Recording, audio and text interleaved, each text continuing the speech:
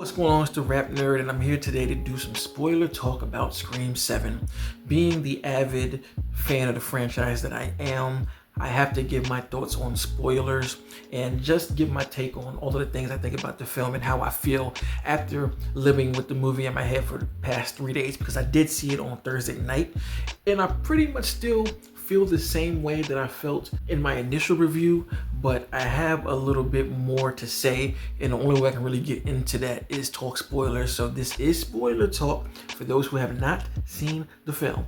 Now, first of all, I have to start by saying the fandom right now is split in half, and I am on neither one of those sides. I am dead smack in the middle, so I'm gonna start there. There's a side that is pro Melissa and they hate Scream 7 because of the firing, and that's kind of what they lead with. And I'm here to say, like, I'm not on that side, but I do support Melissa and understand why they're upset, you know, especially with it being politically driven, which I don't have no thoughts on. Don't ask me. I'm not here to talk about that, and I won't talk about it. So I'm not on that side. And there's another side of it that is pro Sydney and is saying that this is the best movie ever after the first one because Sydney is back, and they are mudslinging at the other side. And I'm not on that side either, nor do I agree. I don't think this movie is the best under the first one in the franchise by any means. So I'm just a fan of the franchise, and I support everybody. I support the franchise. I support Neve Campbell. I support Melissa. I want equality for everybody, and I'm here as a fan of the franchise, and this is where I'm talking from. Gotta state that because this shit is getting crazy online. It is wild, yeah, I mean. But anyway, into my thoughts. I think the movie is solid, you know. I think that if you take it outside of Scream, this is a pretty solid and fun modern day slasher, and because of that, I do enjoy it. And it's also a kudos because it is part of one of my favorite franchises ever. And I'm gonna show up to any of these movies if they keep running them, because I love Ghostface. I love what this franchise has done with horror. I mean, the whole reason modern day horror is what it is now, I think, is because of what Scream did. But I still can't front. This is a very big disappointment, in my opinion, when it comes to the franchise, because Scream has always been more than just a standard slasher. And this is the first one in the franchise that is just an okay slasher. All of them can differentiate themselves from what is out at the time, and this one doesn't do that. So for me, the first issue, and honestly, I don't have a whole lot of issues. It's really two big main ones, and under that issue, there are things that kind of trickle down from it. But the first one is, it's time to let the Sydney storyline go. This movie has too much Sydney, and I think that it just feels like a rehashing of all of the things that we have done in this franchise. We're in Scream 7, and this is yet again another time we're hitting the reset button on Sydney. Scream 1, everything happened. Scream 2, she moved to a different state to go to college to escape Ghostface. Scream 3, she moved again to try and reset. Couldn't escape Ghostface. Scream 4, she came back to Woodsboro to embrace it, wrote a book and all of that, went on a book tour to try and rebrand herself. Scream 5, she moved again and still came back to Woodsboro. 6, of course, skipped over her, but here we are in 7, where she's moved to another state to start a new life and still can't escape Ghostface. It's like, this is starting to get really old, you know? And I think the thing about it that is just a head shaker is because there was a way to make this interesting. I think the focus should have been more on Tatum than it should have been on Sydney. Tatum should have been the lead with this, with Sydney kind of playing the background, because I feel like this is an interesting spin to show how a character like Sydney had a child and how they're affected by what's going on, especially with her being the age that Sydney was when she first got attacked. Like, I love that Tatum is kind of a strange type of person because she doesn't really know herself, because she doesn't know her mom like that. So you get these mixed feelings from her. Sometimes she's timid, sometimes you feel that anger, sometimes you don't know what the hell she's thinking. And I feel like all of those feelings could have been better explored had they put the focus on her and not put the main focus on Sydney being back again. And I get it. I love Neve in this role. I love Sydney. But if we're not going to do anything fresh, let's move on. And I think there's only two ways to do this. You could either kill Sydney off or make her a Ghostface herself, or next movie we could fast forward and maybe Tatum is older and Sydney's out of the picture completely because maybe some years have gone by and there has been no Ghostface, and her and Tatum have gotten tight and now the killer's back for Tatum or something like that. But we gotta leave Sydney behind, as well as the legacy characters. Let's leave Gail behind, pass it to Mindy to be the new Gail, and Chad to take up that role. Gail in this movie was pointless. She had no reason to be here. The same with the twins. They really didn't have no reason to be here. If we take them out the movie, it's the same film. But I don't really get bothered by them because I feel like those two characters add a certain type of charisma to the film that was missing before they showed up, even though they weren't in it that long. It's a joy for me seeing them in the film, so I like their presence. But Gail was just pointless. And yet again, if we're not going to do anything new with these characters, let's not bring them in. I also didn't like the AI angle with what was going on, which I'll get to a little later because that's a really big issue, honestly. But with the focus on Tatum, we would be able to establish a new set of friends. Like, I actually liked her crew of friends that she was with and wanted to get to know them more because the dynamic seemed pretty cool. But there was so damn much focus on Sydney and her new life and what she's doing now and how she's trying to maneuver. It's just like, yo, we need to be focused on her, because if we want this franchise to keep going, we gotta eventually pass the torch off. That's what was the cool thing about Scream 5 and 6, is that we had two movies establishing an entirely new cast that went in a different direction, that we could keep this lineage going, and then maybe like 10 years down the line bring Sydney back to get something like Scream 7, where it would have been more interesting, because it's like, damn, we ain't seen Sydney in a long time. I wonder what she's doing. Let's bring her into the fold here. But it's just too much rehashing, man.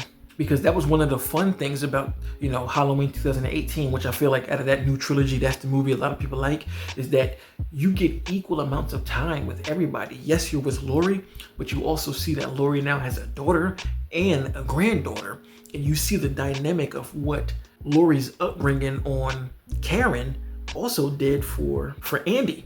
And you get to be with all of these characters enough to where it's like a full fleshed out story with Laurie in the center, instead of a story that's just about Laurie. And I feel like that's where it kind of fell off the rails here. So like now we're in this weird place where this movie felt like it was more of a sequel to Scream 4, and just act like 5 and 6 just didn't happen. So I think had that been fixed, I could overlook, a lot of the other, little small stuff that I've seen people point out. Because there are certain things that I'm just like, I don't really give a shit about that. Like, the opening kill, I've seen people say like there was no connection to anybody in the opening kill, where as all of the other movies, the opening kill is a direct line to the story.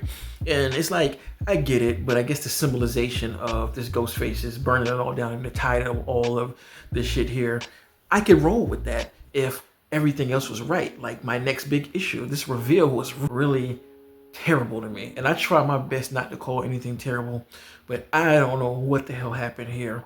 I think the motivations were ridiculous, to the point where when the mom, who's the neighbor, who's revealed to be one of the ghost faces, when she was explaining herself, I literally was just looking like, what the fuck is she talking about? Like, what?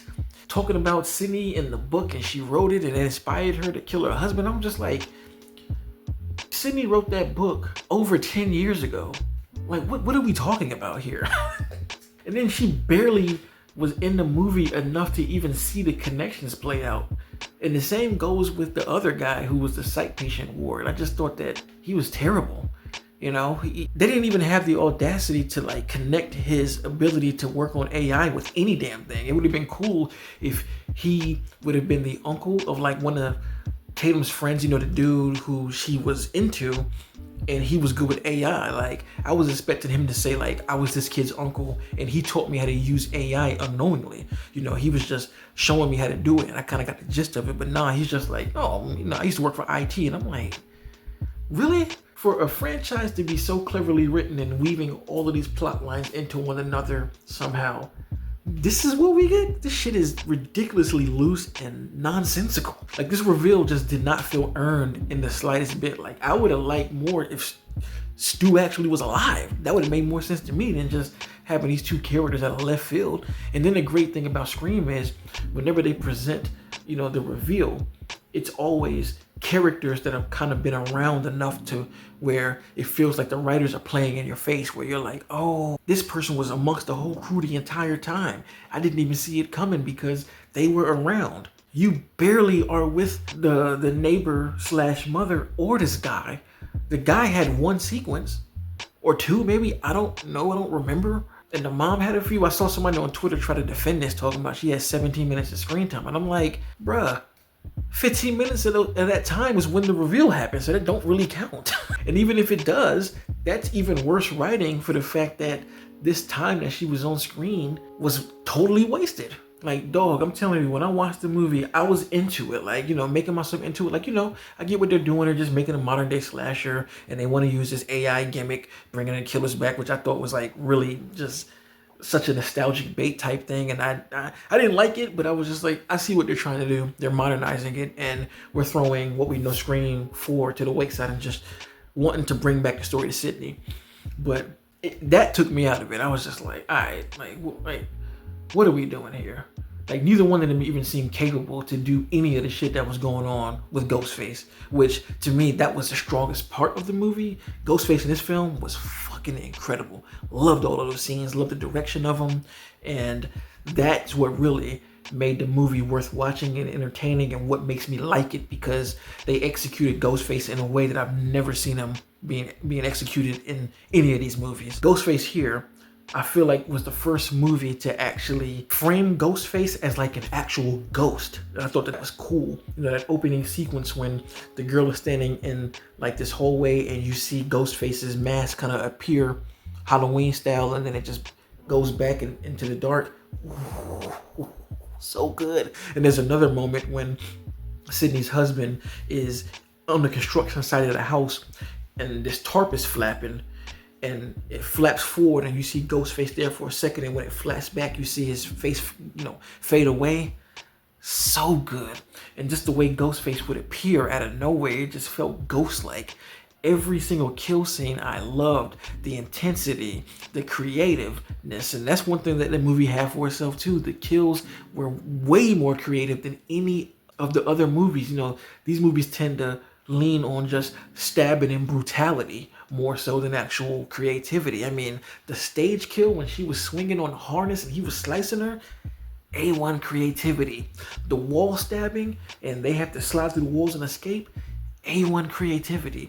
Putting dude on the beer dispenser, A1 creativity. I loved all of that, man. So good. Even the tarp thing, flapping.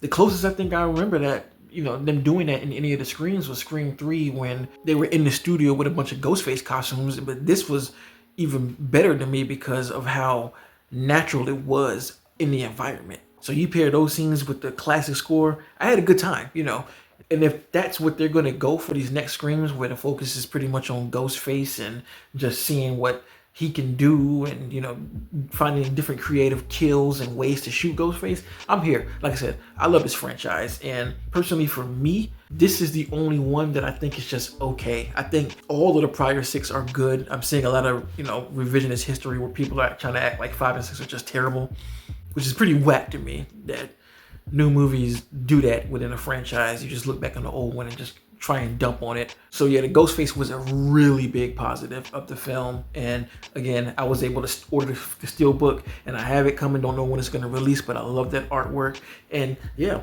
being a fan of slashers, this gave me the standard of what I expect from slashers in modern day. And for that, I will watch it, but we can do better. Please, next movie, get better writers, because that ultimately was the downfall of the script. There are too many things that you can point out and be like, what happened here? What happened there? Why was this there? But the two glaring things is less Sydney. Let's get the new cats popping and get a way better reveal and connection, because that shit was ass. I don't think I've ever said that in a video, but man, that was baffling. And I'm somebody who can excuse a lot in movies. I typically watch movies for the entertainment's sake, but with a franchise like Scream, where I'm expecting more, yeesh. So anyway, those are my spoiler thoughts of Scream 7. Let me know in the comments what you thought. And this is full-on spoiler discussion, so feel free to drop whatever you feel down below. And please, by the love of God, don't insult me for my takes of not being on one side or the other, because as I mentioned, I'm dead smack in the middle, and I love this franchise. So if you like this kind of content, make sure to like and subscribe. And if you already are subscribed, thank you. And until next time, peace. RapNerd Productions, no capping, that's word to mommy. Instead of banking on it, now rapping is just a hobby.